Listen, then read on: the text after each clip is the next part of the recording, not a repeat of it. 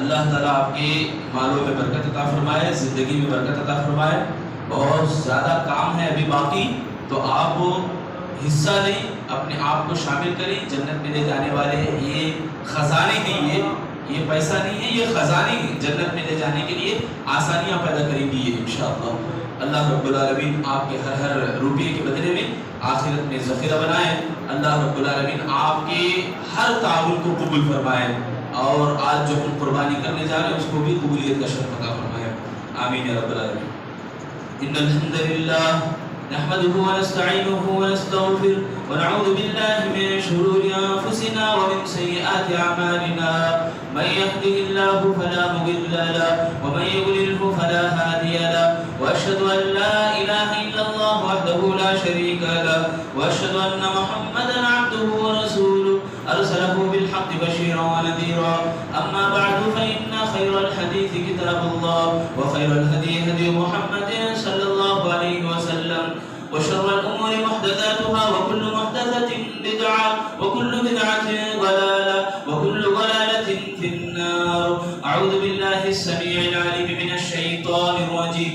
بسم الله الرحمن الرحيم. يا ايها الذين امنوا اتقوا الله حق تقاته ولا تموتن الا وانتم مسلمون. يا ايها الناس اتقوا ربكم الذي خلقكم من نفس واحدة وخلق منها زوجها وبث منهما رجالا كثيرا ونساء واتقوا الله الذي تساءلون به والأرحام إن الله كان عليكم رقيبا. يا أيها الذين آمنوا اتقوا الله وقولوا قولا سديدا يصلح لكم أعمالكم ويغفر لكم ذنوبكم ومن يطع الله ورسوله فقد فاز فوزا عظيما. بسم الله الرحمن الرحيم. ثم أوحينا إليك أن اتبع ملة إبراهيم حنيفا. وقال الله تعالى وجاهدوا في الله حق جهاده هو اجتباكم وما جعل عليكم في الدين من حرج ملة أبيكم إبراهيم. محترم بزرگان دین، میرے عزیز نوجوان ساتھیوں، دوستوں، میرے پیارے بھائیوں اور خواتین اسلام، ہر قسم کی مدح و ثنا، بڑائی، کبریائی اس اکیلے اللہ وحدہ لا شریک لہ کے لیے لائق و زیبا ہے، جس نے مجھے اور آپ کو آج کا دن نصیب کیا. آج ہم لوگ یہاں اکٹھا ہوئے ہی، جمع ہوئے ہی تو اللہ رب العالمین کی توفیق اور اس کے فضل سے. اور ایک اہم مقصد میرے اور آپ کا یہاں جمع ہونے کا یہ ہے کہ حضرت ابراہیم علیہ السلام کی زندگی کو یاد کرنا، ان کی قربانیوں کو یاد کرنا، ان کی سنت کو تازہ کرنا، یہ ہمارا مقصد ہے. آج عید الاضحیٰ منانے ہم بیٹھے ہی تو اللہ سے میں دعا کرتا ہوں عید الاضحیٰ کے پس منظر کو بھی یاد رکھنے کی توفیق دے. آمین. میرے بھائیو، آج کے عید کا پیغام یہ ہے کہ ہم ابراہیم علیہ السلام کی زندگی کو سنیں. ابراہیم علیہ السلام کی زندگی ہر طرح سے آزمائشوں میں بھر کر تھی، آزمائشوں سے گزری. لمبی مدت اللہ تعالیٰ نے ان کو صبر اور حوصلہ دے رکھا تھا کہ وہ انتظار کرنے لگے. اولاد کے انتظار میں وہ رہ گئے، کسی درگاہ اور کسی بارگاہ میں چلے گئے نہیں، کسی تعویذ کو ڈالنے کے لیے کسی کے یہاں ماتھا ٹیکنے کے لیے نہیں گئے، اور اکیلے اللہ کو وہ امید رکھتے ہوئے، اکیلے اللہ رب العالمین پہ بھروسہ کرتے ہوئے انہوں نے انتظار کیا. چھوٹا بچہ، پیارا بچہ اگر کچھ غلط کر رہا ہے تو ہمیں برداشت نہیں ہوتا، اسے تکلیف ہو رہی تو ہمیں برداشت نہیں ہوتا. بڑھاپے کی عمر میں اولاد ہوئی، 7 سال کے بعد انتظار کرنے کے بعد اللہ نے اولاد دی. پھر کہا اس اولاد کو ذبح کرو، اس اولاد کو میرے لیے قربان کر دو. اللہ رب العالمین کے اس بات پر ابراہیم علیہ السلام نے لبیک کہا. یہی لبیک حاجی گونجتے ہیں، حاجی پڑھ پڑھ کے مکہ کعبۃ اللہ اور وہ وادی گونجتی ہے لبیک سے. تو اللہ رب العالمین کی ایک لفظ پر، ایک حکم پر ابراہیم علیہ السلام آپ بڑے فرمانبردار ہو گئے. اور اللہ تعالیٰ نے کہا اسلم، یعنی جب جیسے ہی فرمانبردار ہو جاؤ کہا تو ابراہیم علیہ السلام نے کہا قال اسلمت، میں فرمانبردار ہو گیا اے اللہ. مسلمان کا معنی بھی یہی کہ میں فرمانبردار ہوتا ہوں، یعنی مسلمان فرمانبرداری کا نام ہے. اللہ کا سچا فرمانبردار جسے ہم ہوتے ہیں. تو اسی لیے ابراہیم علیہ السلام کی ایک دعا بھی ہے, ربنا وجعلنا مسلمین لک. کیا معنی اس کا؟ اے اللہ مجھے مسلمان بنا. دیکھو ہم سب مسلمان ہیں بھائی, ہم سب مسلمان ہیں الحمدللہ, اگر واقعی مسلمان ہیں, ورنہ مسلمان آج نظر نہیں آ رہا. ایک شاعر نے کہا شاکر ہے تو مسلمان نظر آ. شاکر یعنی شکر گزار بندہ اللہ کا مسلمان ہے وہ, تو بھی مسلمان نظر آ. شیطان کے چیلوں کی حمایت نہ کیا کر, شیطان کی چاپلوسی کرنے اور شیطان کے وسوسوں میں پگھل جانے والا مت بننا, پکا سچا مسلمان بننا. یہ کہا ہے ابراہیم علیہ السلام کی زندگی سے ایک بہت بڑا سبق ہمارے لیے کہ اللہ کے سچے اور فرمانبردار بندے ہم بن کے رہے. میرے بھائیوں, ہم اللہ رب العالمین کی للہیت کو اپنا کے رکھیں. اللہ کا حکم آیا تو کسی اور کی بات بیچ میں نہ لائے, بس فرمانبرداری کرنے کے لیے نکل جائے. اسی لیے حضرت اسماعیل علیہ السلام نے بھی اپنے آپ کو اللہ رب العالمین کے لیے پیش کر دیا, وقف کر دیا. دونوں کی قربانی کے بارے میں اللہ نے فرمایا فلما اسلما وتلہ للجبین, دونوں کے دونوں اللہ کے فرمانبردار بندے نکلے. اور ابراہیم علیہ السلام کو اللہ نے آزمائش میں ڈالا, اولاد کو بیوی کو بیابان میں چھوڑنے کا حکم دیا. وہ بیابان جہاں کوئی جھاڑ نہیں ہے, کوئی پانی کا بوند نہیں ہے, کچھ بھی نظر نہیں آ رہا, پورا پتھریلی زمین ہے. ایسے میں ماں اور ایک لخت جگر کی بڑی آزمائش. لخت جگر بھوک سے بڑک رہا ہے, دیکھا نہیں گیا, ماں دوڑ پڑتی ہے. یہی دوڑنا کہلاتا ہے آج صفا اور مروہ کی سعی, 7 مرتبہ چکر لگاتی ہے. آپ واقعے کو گہرائی سے دیکھیں نا, آنکھوں سے آنسو آ جائیں گے. ایسی ماں کی ممتا, سبحان اللہ, ماں کی ممتا کو دیکھ کر رب کی شان جلال میں آ گئی. ایسا پانی جہاں سے ظہور ہوا, زمزم جسے ہم کہتے ہیں, وہ پانی آج تک بھی ہے, قیامت تک بھی رہے گا. ہے چھوٹا سا کنواں, پوری دنیا کو سپلائی ہو رہا ہے. سبحان اللہ. دیکھو اللہ کی قدرت کو سمجھنے کے لیے یہ بات کافی نہیں ہے میرے اور آپ کے لیے. یہ اتنی سی چھوٹی سی بات ہے, چھوٹا سا کنواں ہے اور کتنی دور دور تک. اور میرے بھائیوں, کس قدر لوگ پانی پیتے ہیں, کس قدر لوگ لے کے نکلتے ہیں دنیا کے کونے کونے میں, ختم ہونے کا نام نہیں ہے, ناممکن ہے یہ. اللہ اکبر, یہ اللہ کی قدرت ہے میرے بھائیوں. ابراہیم علیہ السلام کی آزمائش دیکھو, اللہ کی قدرتوں کو انہوں نے پہچان لیا, جانچ لیا. کبھی باپ سے مڑبھیڑ ہوتی, باپ کہتا آزر لئن لم تنتہی لارجمنک یا ابراہیم, اے ابراہیم اگر تو باز نہیں آتا, میرے معبودوں کی تو اگر برا بھلا کہتا ہے تو لارجمنک, میں پتھروں سے ماروں گا. دوسرا کوئی نہیں, گھر کا فرد ہے, باپ ہے. جنت کا دروازہ جس کو کہا گیا اسلام میں, ایسا باپ بھی برائی کر رہا, اللہ رب العالمین کی محبت میں آڑ بن رہا, اللہ کی قربت کو حاصل کرنے میں باپ بھی بیچ میں آ رہا. تو سلام علیک کہا ابراہیم علیہ السلام نے. پھر قوم سے مڑبھیڑ ہوئی, قوم کے لوگ آئے, ابراہیم علیہ السلام سے کہا چلو ایک مرتبہ یاترا چلتے ہیں, ہم دور مزاروں کے پاس جائیں گے. تو ابراہیم علیہ السلام نے کہا میں نہیں آ سکتا, مجھے بیماری لگ گئی ہے, میں بیمار ہوں. یہ کہنے کے بعد پوری قوم چلے گئی. ابراہیم علیہ السلام یہاں سبق دینے کے لیے نکل پڑے, سبق دینے کے لیے نکل پڑے کہ یہ لوگ جن کی پوجا پاٹ کر رہے ہیں ان کو آنکھوں کا نظارہ میں پیش کروں گا, آنکھوں کا دکھائی میں دکھا کے رہوں گا. کیا ہے وہ؟ یہ پورے بتوں کو توڑ کے بڑے بت کے گلے میں کلہاڑی رکھے نکل کے آ گئے ابراہیم علیہ السلام. آپ کو معلوم ہے تفسیر میں یہ بات بھی ہے, کھانا لے کے گئے, کھانا لے کے گئے اور کہا بتوں سے ارے تم لوگوں کو پوجا پاٹ کر رہی ہے قوم, یہ لوگ, یہ بیچارے, یہ مجبور لوگ, یہ اپنی مجبوری تمہارے سامنے پیش کرتے ہیں, تم کیوں اس کو قبول نہیں کرتے؟ تم کھاؤ کھانا.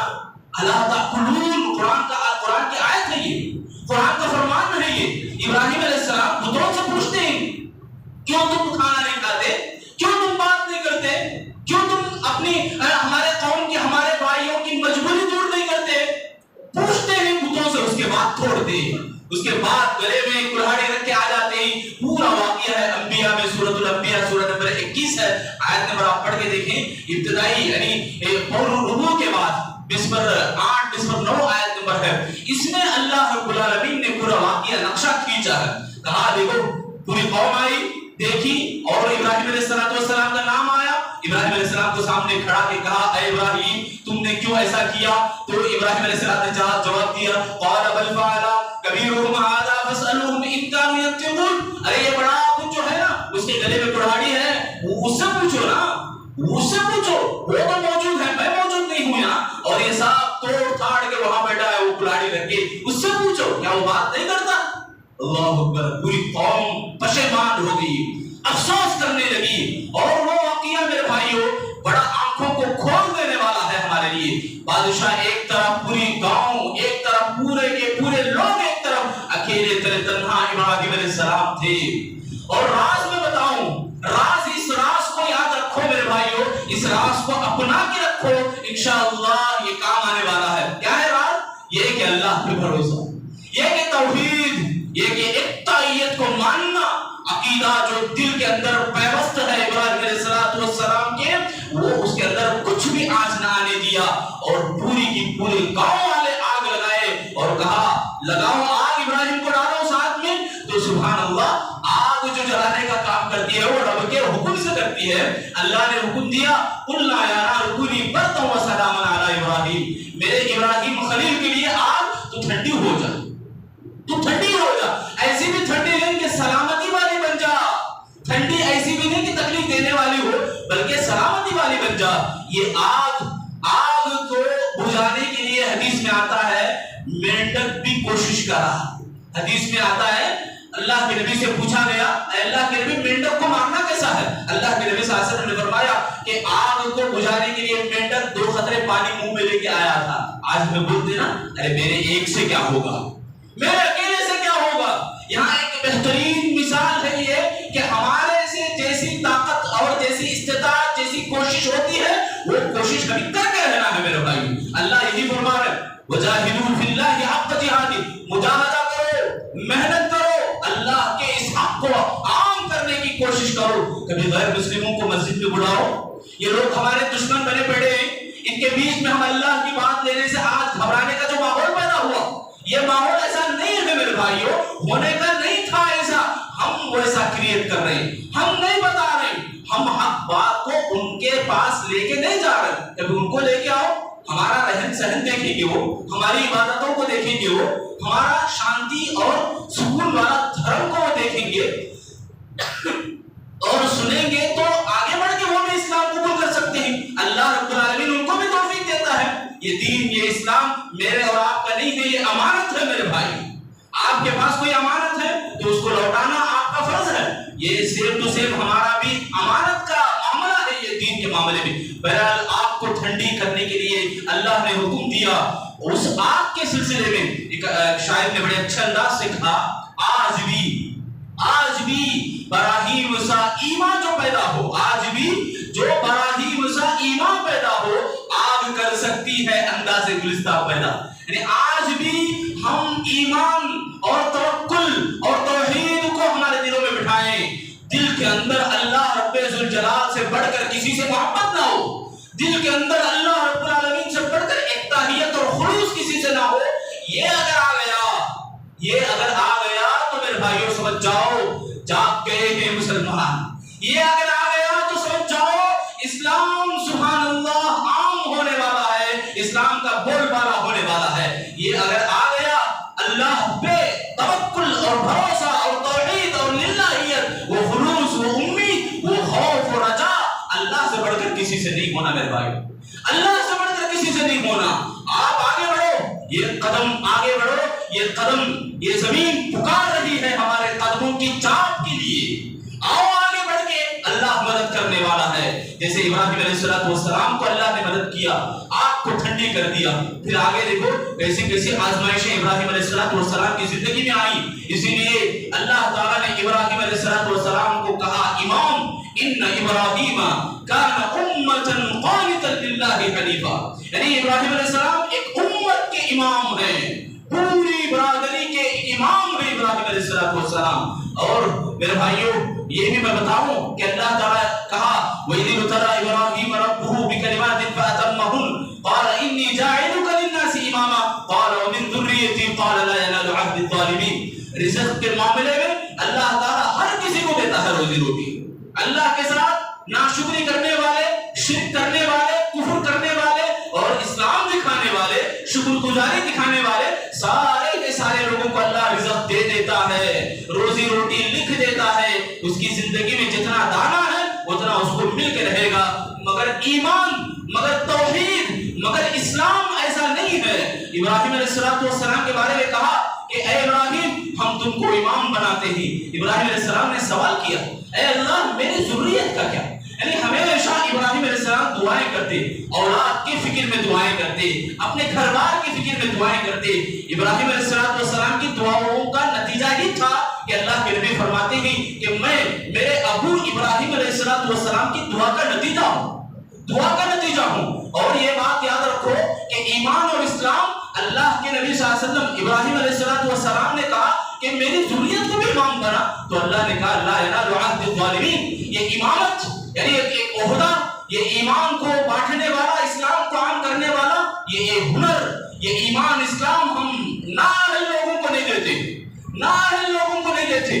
مطلب یہ کہ جو قربانی آج ہم کرنے جا رہے ہیں, انما یتقبل اللہ من المتقین, اللہ نے فرمایا اللہ سے ڈرنے والے لوگوں کی قربانی ہم قبول کرتے ہیں. مطلب یہ کہ آپ گناہ کرنے جا رہے ہیں تو اللہ کا ڈر بیچ میں آئے, ایسا آدمی اگر ہے تو اس کی قربانی قبول ہوگی. کتنے لوگ ہیں آج قربانی ہزاروں کی کر رہے ہیں مگر گناہ بھی ویسے ہی ان کی زندگی میں ہے, تو ان کی قربانی قابل قبول نہیں ہوتی میرے بھائیوں. اسی لیے ہم لوگوں کو چاہیے کہ ایمان اور للہیت کو ہم دل میں بٹھائیں, اور تقوی اور للہیت کو ہم دل میں بٹھائیں.